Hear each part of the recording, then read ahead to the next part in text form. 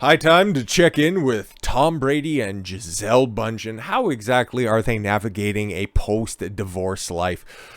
About exactly as you'd expect them to, okay? Because Gisele, oh my god, I thought that she wanted her freedom. I thought that, she was just gonna restart her career. She was gonna be able to, hey man, I was told by feminists everywhere that she would be able to replace Tom Brady, no problem, because she is stunning, she is beautiful, she is a queen, and now she's have to settle for some fucking BJJ instructor in the middle of goddamn nowhere who's in some sort of a weird ass fucking relationship. Hilarious. You can't make this shit up, dude. Gisele Bundchen is at a center of a swirl of rumors about her status and the relationship with a hunky jiu-jitsu instructor Joaquim Valente, whom she has holidayed to Costa Rica with multiple times. Oh my god. Source told People that Gisele adores and trusts Joaquim and has been spending a lot of time with him, but the duo are not in a traditional dating scenario. Ooh, imagine that. Because how old's brother there, okay? Like, I don't know, man. Oh, it's like, oh, it's so cute. She's allowing you to do that. How funny. Gisele and Joaquim appear to go way back, even before they participated in a photo shoot for Dust magazine together alongside Joaquim's brother, Pedro and Julia Valente last year. An insider recently told People that Gisele is supercharged about her career in the next few months. That's great. The novelty will wear off, and then at the end of the day, she will be a 41-year-old single mother who has to engage in a non-traditional relationship. A 26, 27-year-old Gisele Bundchen didn't have to settle for a non-traditional relationship, okay? She got monogamy out of somebody who would go on to become, as much as I hate to say this, the undisputed GOAT in the NFL. Okay, she could lock him down because she was at her peak and Tom Brady was already accomplished and still on his fucking rise. And now she just has to settle for whatever the fuck is less, because guess what? Feminism lied. Feminism definitely lied. Oh, she wasn't happy in the relationship. There was absolutely no indication of that. She has an entire family. Okay, she just wanted control over the GOAT, and the GOAT was like, nah, man, fuck off. I still got a lot of gas left in this tank, and I'm having a hard time keeping these gators down. And he won't be in Florida anymore. I just want to take this opportunity because mostly I don't spend a lot of time consuming sports content, mostly because it's all fucking AIDS right now. Like, take a look at what's happening in the NHL. They're just absolutely losing their mind over one based Russian. MLB on the off season, and then just also, treating our boy Trevor Bauer like absolute fucking dirt. And every time, if I ever want like a good belly laugh, if I'm ever feeling down about myself or anything like that, I just go and peek what's happening in the NBA and just laugh at just the unchecked degeneracy that's going on over there. Okay, so I don't spend a lot of time outside of whenever I do a video on sports and professional sports league. I don't think about it that much because sports is a gigantic waste of time. But because I pined on the divorce and how catastrophic it would be for Gisele as opposed to Tom Brady, because he's got those Instagram models with the fucking great asses, okay, just lusting after him, chasing him around, okay. He's going to have innumerable options because he's only 45 or something like that. He has his heirs, okay? Tom Brady's set up for life, okay? He's kept himself in actually really good shape. I was going to say decent shape, but that would be a total fucking lie. What did he just throw for? Did he throw for over 4,000 yards this year? Like, for fuck's sakes, he's still definitely a top 10 quarterback, okay? And we're going to talk about where he's going to be going after this because I got some ideas. And like I said, this is the one opportunity where I'm going to get a chance to talk about sports and then just, do some prognostications. So indulge me if you will. If Tom Brady is going to return for a 24th year in the NFL, some of his Buccaneers teammates reportedly seem to think it won't be with Tampa Bay. Maybe. Okay, because I got some ideas after this. Multiple players got the sense from their final interaction of the season with Brady that he has no intention to play a fourth year with the Buccaneers. And to be fair, it's been a very successful 3-year stint with the Bucs, okay? They made the playoffs twice. Sure, they lost in the first round twice, okay? But they also won a Super Bowl, okay? And that's another divorce that Brady came out on top of, okay? Because Bill Belichick, Patriots haven't been back to the playoffs, okay? Since Brady skipped town, everybody's like, no, it's Bill Belichick's system. He's going to win. Brady's old, and he's just going to go down. Oh, no, wait, he just won a Super Bowl? Fuck. And Gisele, oh my god, that was the best thing that ever happened to Tom. Yeah, and then he corrected his woes in the first half of the season, and then they ended up taking the Bucs to the playoffs afterwards. It's like, I don't know what to fucking tell you, bro. But anywho, I'd be surprised if he's back. One Buccaneer told the outlet. One told NFL Network. Hey, sounded like he's a person saying goodbye for good. Yeah, but everybody was sold that lie, this time last year when he retired for a month and a half while his bitch was being out of pocket. After the Buccaneers were routed by the Cowboys in the NFC wildcard round on Monday, the 45-year-old Brady said that he would approach a decision of his future by taking it one day at a time. He then ended the post-game press conference by thanking reporters for the coverage in what sounded like a goodbye. From Tampa. Hopefully, I love this organization, Brady said. It's a great place to be. I love everyone for welcoming me. All you regulars, it's just very grateful for the respect, and I hope I gave the same thing back to you guys. So thank you very much. Yeah, that definitely sounds like a send-off, but then it was also misconstrued that Aaron Rodgers was going to be retiring, on the day of the final game of the Packers this season, where one of the players, did they play against the Vikings? I don't fucking remember. Somebody asked for a jersey swap at the end, and they misconstrued that as being, oh my God, Aaron Rodgers is going to be retiring because he wanted to hang on to his final game day jersey. And then he came out and said, yeah, I want to be an MVP again. And it's like, oh, okay, maybe he's just not going to play for the Packers anymore. So that's going to mean that two top, what would you say, top 25 all time, like Brady. I could still make an argument for Joe Montana being the best quarterback, but yeah, no, obviously, it's just widely accepted Brady's the best. And it's like, okay, fine, whatever. Get to the Super Bowl 10 times, you win 7 of them, as opposed to, Joe Montana making it 4 times and winning 4 times. I'm saying, what do you want? 7 field goals and 4 touchdowns, okay? 70% of the time, 100%, I don't know. Yeah. Okay, we'll just continue on this one. Brady is set to become a free agent this offseason for the second time in his career. The Raiders, Titans, and hometown Niners are expected to be among the potential suitors of the Hall of Fame quarterback who would play next season at age 46. Brady leaves the Buccaneers, who fired offensive coordinator Byron Leftwich earlier this week. They will be stuck with a $35.1 million dead cap hit. That sucks. Okay. Should Brady choose to retire and stay retired, unlike last season, he has a 10-year, $375 million offer waiting for him to do commentary for Fox Sports.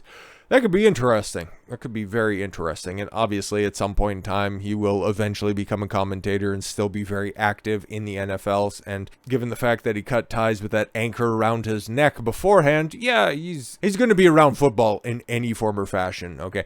But I also don't think, okay, or maybe it was just to reestablish his manhood, okay, by just saying, no, I'm going to go back and I'm going to play this half season and you can fuck off. But that could also just be me trying to read into this a little bit deeper than it actually is, okay? And that instead he tried as hard as he could, okay, in order to make everything work. He wanted to do the bitch move of having work-life balance, but then still that was too much for his girl, and then she just left town with her, judo instructor, BJJ instructor, okay. I'd like to think it's the former, but more than likely it's the latter, to be completely honest, okay, because all of the other reports that were out there was that he just wanted to be a family man. He wanted to keep everything together.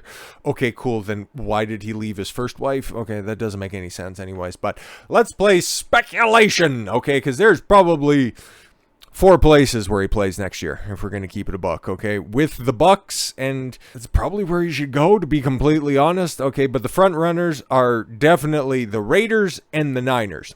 Okay, Raiders and the Niners, yeah, both of those make a lot of sense. The last time Brady was on the market after he left the Patriots, the Raiders and the Niners were very much in the mix, okay? And the Niners, man, if you take a look at it, that could be a good fit, okay? Because they're kind of in a weird situation, okay, where they have, former Brady understudy, Jimmy Garoppolo, and they've been trying to offload his contract. Not too sure if he hits free agency or whatever, but they've been trying to get rid of him for a couple of years, okay? So to bring in the original only to replace the shitty remake, I could see him doing that, okay? Yes, and he's opined about wanting to play for the Niners, and then, of course, like him growing up, his idol was Joe Montana, so it would only serve to fit. Like, that would be the perfect storybook ending, okay, for that. And plus, it's a pretty favorable division, all things considered, because take a look at the NFC West, okay? Who else are you going to have in there? The Seattle Seahawks? Okay, the Geno Smith experience, it worked well for one season, but it's kind of like Ryan Fitzpatrick, okay? Are you going to have Geno Magic 2.0 for another season? Yeah, I don't fucking think so, okay? The Arizona Cardinals, sorry about that. The Kyle Cliffsbury and Kyler Murray experiment, fucking failing, because Kyler Murray is soft, okay? And what else? It's weird. It's weird. One of the most anemic Super Bowl defenses, especially for a team that was mostly all together, okay, and then just immediately became old overnight in the LA Rams. Not too sure what you're going to be getting next year. Okay, so that division is very winnable, and the 49ers have a very good roster. So Brady hopping over to the Niners would make a ton of sense. Okay, that's a very winnable division. If you do, depends on what's going to happen. Okay, if there's going to be some bounce back for the Rams because you don't anticipate them being that bad again, and Matt Stafford is not going to get hurt like that again, so that could be pretty interesting. That would be the only competition within that division, and yeah, because I don't really give much credence to the Seahawks and Arizona. There's some stuff there, but there's going to be some reshuffling. That would be, I'll save my rankings for the end, okay? Obviously, going back to Tampa, it sounds like he's going to be saying Saya fucking Nara, but that's definitely, if you take a look at it from a division perspective, that's the best place to be, okay? The NFC South fucking blows, dude, okay? Who else is going to be there? You can go ahead and beat the brakes off the Atlanta Chickens for 2 easy W's on the schedule, okay? The Saints, they're probably losing their best head coach there, okay? You can kick them around real fucking nice. Now, what else? The Carolina Don't Make Me Laugh Panthers, like, that is such an easy division, okay?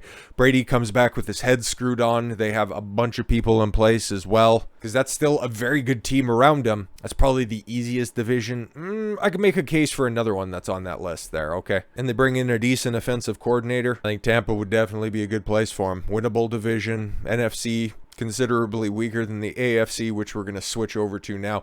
The Raiders, oh man. The reason that I hated Tom Brady for so long was because of the Tuck game against the Raiders. Like, I could see the initial press conference right now. He'd have to address the Tuck rule game. But, man, you want the best team? The best team that Brady could walk into immediately, that they are just simply missing one guy to throw ball. That's the Raiders right there, okay? Quite possibly the best wideout in the game is right there, okay? That offensive line, fucking mint. The defense, pretty goddamn good.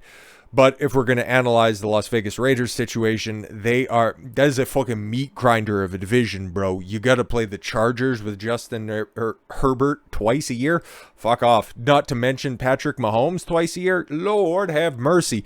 And, the Denver Broncos. The Denver Broncos. That's going to be tough, man, okay? Like, I understand, Russell Wilson is also having some additional, marriage problems as well, Like, that situation deserves its own breakdown, okay? But he wifed up one of Future's baby mamas. Yo, man, what the fuck are you doing, okay? But if we're going to talk about Matthew Stafford looking old and hurt beforehand, Russell Wilson, that was one of the steepest declines we've seen in professional sports. He changes teams. He goes to a much more talented team, and then he has the worst season that I've seen a professional at that level have in fucking forever. That was atrocious shit, okay? Is he going to perform like that again? Lord have mercy. I don't think he could. I don't think it's possible that Russell Wilson does that again. So that's going to be a meat grinder of a division. The Raiders are probably going to put the biggest financial offer towards Brady for that one. But then they also have the backup plan of Aaron Rodgers if he isn't going to be around with the Packers again. Okay. He's a Bay Area boy as well. And then also, they got his boy Devontae Adams out wide, where they traded for him from the Packers, and that was the problem, that Aaron Rodgers didn't have anybody to throw to. That immediate connection right there. I could actually see the Raiders probably going harder for Aaron Rodgers just for a bridge, because Derek Carr, he was really good, and then he broke his leg before the playoffs in, 2015, and has never really done fuck all since then. Raiders and quarterbacks, they've had a problem for a long time, and speaking as a Raiders fan, okay, I just love to see him get back to the Super Bowl once again, because 2002 against Tampa Bay Buccaneers, man, that was one of the most devastating games I've ever had to watch. But last but not least, the place that I would think probably makes the most sense, and might seem like the most off the board place, but the Tennessee Titans. It would be weird to see Brady play alongside a high-quality running back, okay? Just think about it. Never in his career has he had a decent run game behind him. Like, he's had an adequate run game, okay? And especially in the time with the Buccaneers, where they just had every old all-pro that was, just bouncing around the league, sign him to league minimums, have Le'Veon Bell, have... Who the fuck else they signed to a minimum contract? Okay, they had a bunch of different dudes run through that backfield real quick. Okay, and then yeah, his backfield for the Patriots is so goddamn forgettable. To have him, okay, if Brady's having an off night, not like he's really had that many. Okay, he can just hand it off to Derrick Henry, and Henry can go out there and get 100, 120 a night, okay, if he gets adequate touches. And that's a fucking immaculate defense, okay? That's a good situation. And then if we want to break down the division, easy fucking division, okay? Beat up on the Colts. We know how much Brady likes to beat up on the Colts, okay? If you know anything about his history, it would be so satisfactory to go in there and then have him come to your place and beat the brakes off of him twice a year. Lovely, fantastic shit that you got right there. You know, what else? The only one that might cause a problem depends on what Trevor Lawrence does for a full season. It's going to be his third season. Okay, he did some magical shit here just a couple of weeks ago in the playoffs as well. It would be interesting TV to see them go back and forth, you know, once a year, but realistically, the Jags are probably about a couple years out from being, you know, really good and taking over that division full stop. Oh yeah, and then the Houston Texans. Do I even need to elaborate on that? That would be the easiest, most winnable division. You can just walk in, have the best team available. The only thing that you really have to work out is for the Sharks that are going to be there for the playoffs. Because yeah, there are some really good teams in the AFC, and likely next year with a little bit more maturity, it's going to be a hell of a lot, okay? Because I've seen some other lists, some speculative lists. Where's Brady going to go?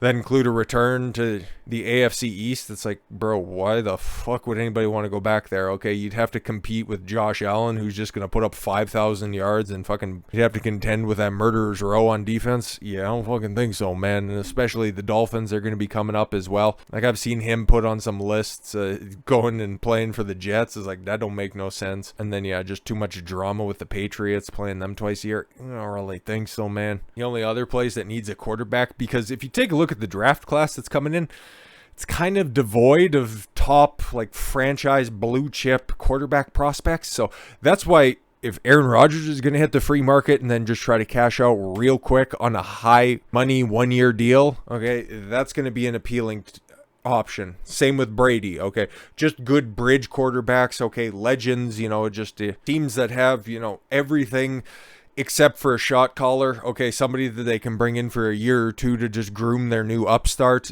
Packers seem to have that with Jordan Love. Is that his? I know his last name's Love. So they feel like they're going to be ready to move on that one. Okay, fine, whatever, fantastic. Okay, even though Rodgers probably still has 3 or 4 years left in the tank, and Brady, well, if he wants to play to 50, and I don't know who's stopping him at this point in time. All it is just where's he going to play? If I was to rank everything, I would think the Raiders are going to have the biggest money offer. I'd put them above the 49ers. I think the 49ers are probably at the bottom of the top 5 that's going to be there. So it'd be the Niners, the Raiders, and the Titans. And then, yeah, to return to the Bucs makes an awful lot of sense. But the Raiders are going to throw a lot of money at him, man. Tough. It's tough. But we'll see where it goes from there because he's unencumbered. And the GOAT in Vegas, yeah, I could see that happening. Definitely see that happening. So with all that said, thank you all very much for the gift of your time. I've been Don Consuelo. I want you to follow your gut and get after it. Take care, everyone.